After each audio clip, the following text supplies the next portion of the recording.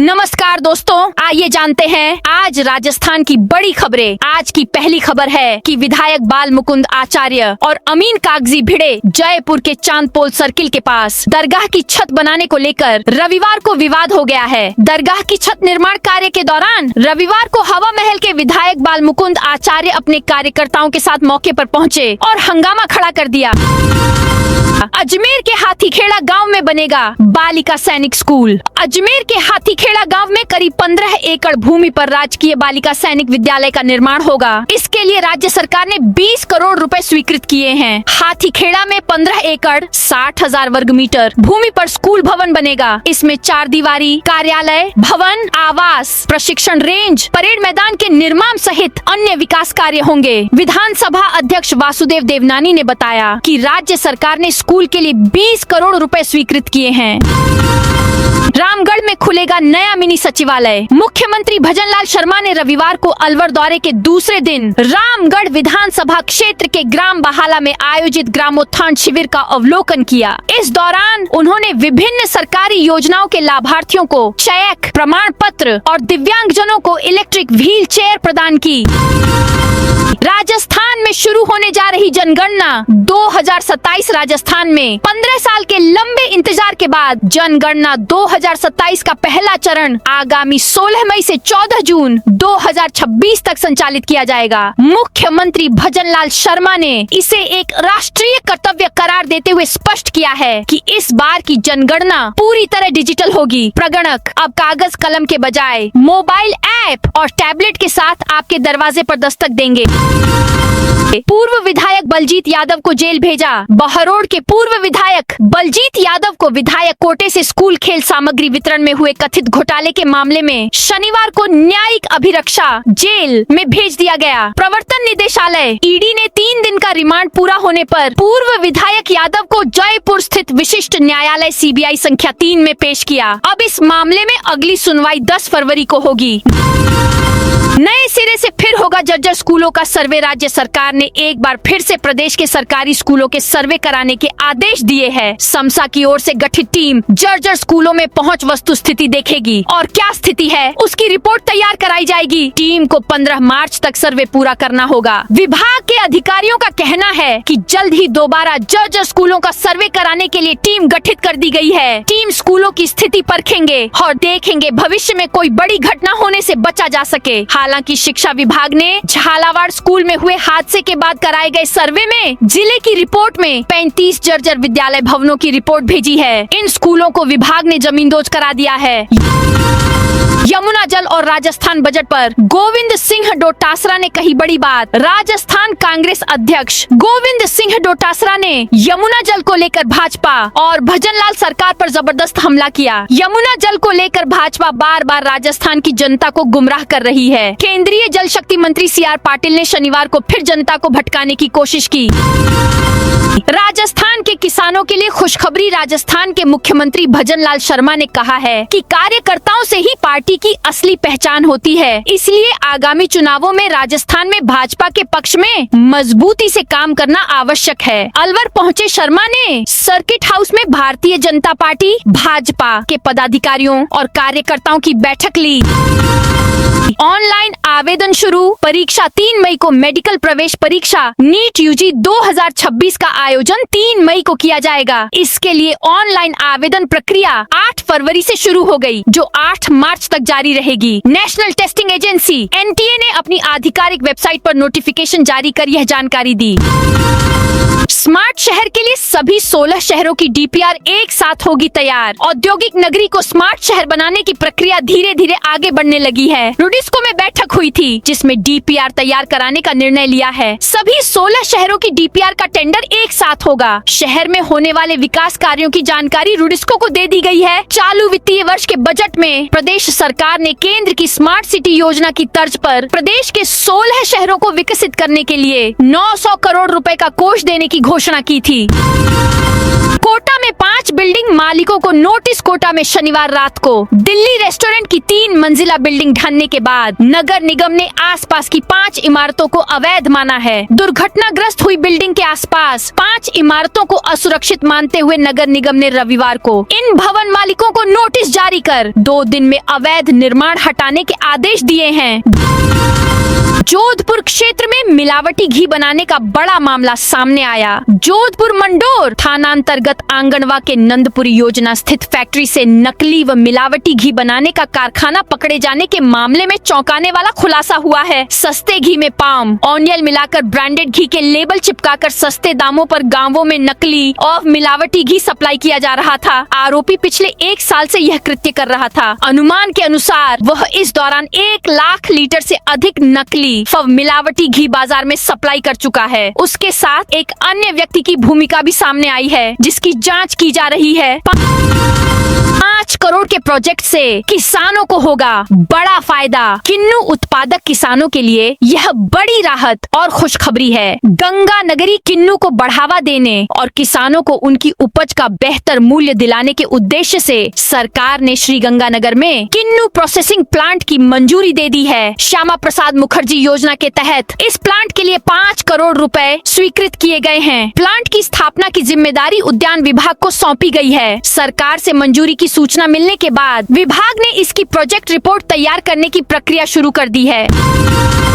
फर्जी दिव्यांग प्रमाण पत्र लेकर नौकरी लेने वाले गिरोह का खुलासा। अजमेर में फर्जी दिव्यांग प्रमाण पत्र बनाकर सरकारी नौकरी हासिल करने के मामले में पुलिस जांच लगातार नए खुलासे कर रही है। अब तक की कार्रवाई में आरपीएससी स्टेनोग्राफर अरुण शर्मा, डेगाना निवासी ई मित्र संचालक राम निवास जाट, जेएलएन अस्पताल के ठेका कर्मचारी मोडू राम उर्फ मनीष तथा सेवानिवृत्त चतुर्थ श्रेणी कर्मचारी दिलीप कुमार वैष्णव की गिरफ्तारी हो चुकी है। जाँच में सामने आया कि कथित तौर पर 20,000 रुपए लेकर फर्जी प्रमाण पत्र तैयार कराया गया, जिस पर अस्पताल के विभागीय सील साइन भी करवाए गए। इसी प्रमाण पत्र के आधार पर नौकरी लाभ लेने का मामला दर्ज हुआ। राजस्थान में एसओजी की रडार पर 2000 लोग। राजस्थान में भर्ती परीक्षाओं में फर्जीवाड़ा करने वालों के खिलाफ एसओजी का लगातार एक्शन जारी है। जानकारी के अनुसार राज्य भर में करीब 2000 डमी कैंडिडेट एसओजी की रडार पर हैं। इन सभी ने विभिन्न भर्ती परीक्षाओं में डमी कैंडिडेट बनकर परीक्षा दी थी और सरकारी नौकरी हासिल करवाने में मदद की। एसओजी की टीम परीक्षा के रिकॉर्ड को अभी नौकरी कर रहे लोगों के रिकॉर्ड के साथ मिलान कर रही है। संदिग्ध पाए गए लोगों पर एसओजी की टीम जल्द ही शिकंजा कस सकती है। भाजपा प्रदेश अध्यक्ष बोले, पंचायत निकाय चुनाव में शिक्षा की बाध्यता रखेंगे। भाजपा प्रदेश अध्यक्ष मदन राठौड़ का कहना है, सरकार की मंशा है कि पंचायती राज संस्थाओं और शहरी निकायों में शिक्षा की बाध्यता रखी जाए, वहीं 2 से अधिक संतानों की बाध्यता नहीं होगी। राठौड़ रविवार को अपने पाली स्थित अपने आवास पर थे, जहां उन्होंने मीडिया से बातचीत में यह बात कही।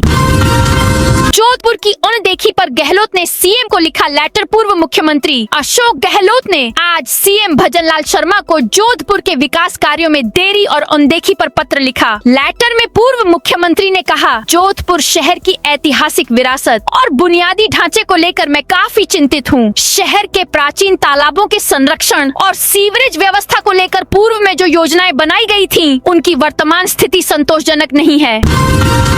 अजमेर में मोबाइल चोरी के शक में युवक को पीटा। अजमेर में एक युवक को मोबाइल चोरी के शक में बेरहमी से पीटा। 5-6 लोगों ने युवक को घेर लिया। एक ने उसका हाथ मरोड़ दिया, जबकि बाकी उसके पेट, पीठ और जांघों पर लात घूंसे मारते रहे। युवक खुद को बचाने की कोशिश करता रहा, लेकिन आसपास के लोग भी उसे बचाने के लिए नहीं आए। पिटाई के बाद जब उसकी तलाशी ली गई, तो उसके पास से मोबाइल नहीं मिला। घटना शनिवार शाम दरगाह के पास की है। दरगाह थाना पुलिस को अभी तक इस मामले में कोई शिकायत नहीं मिली है। घटना का एक वीडियो भी सामने आया है, जिसमें युवक पर हमला करते हुए लोग नजर आ रहे हैं। साध्वी प्रेम बाइसा की मौत के मामले में बड़ा खुलासा। कथावाचक साध्वी प्रेम बाइसा की संदिग्ध परिस्थितियों में हुई मौत के मामले में नया मोड़ आया है। 28 जनवरी को प्रेम बाइसा की मौत के 4 घंटे बाद साध्वी के अकाउंट से उनका सोशल मीडिया हैंडल करने वाले भोमाराम ने पोस्ट की थी। शनिवार को भोमाराम ने बताया कि साध्वी के पिता वीरमनाथ के कहने पर मैंने ही इंस्टाग्राम पर लोगों को सूचना के लिए पोस्ट किया था। गांव में आम रास्ता ब्लॉक करने पर हाईकोर्ट सख्त। सवाई माधोपुर की बामनवास तहसील के गांव सीतोड़ बड़ी झोपड़ी कसाना ढानी में आम रास्ते को ब्लॉक करने के मामले में हाईकोर्ट ने सख्त नाराजगी जताई है। कार्यवाहक मुख्य न्यायाधीश SP शर्मा की खंडपीठ ने SHO बामनवास को निर्देश दिए हैं कि वह तुरंत आम रास्ते को खुलवाएं। इसके साथ ही वहां एक कांस्टेबल को नियुक्त करे जिससे फिर से कोई रास्ता ब्लॉक नहीं कर सके। इसके साथ ही अदालत ने कहा कि अगर आवश्यकता पड़े तो रास्ता ब्लॉक करने वालों के खिलाफ मामला भी दर्ज करें।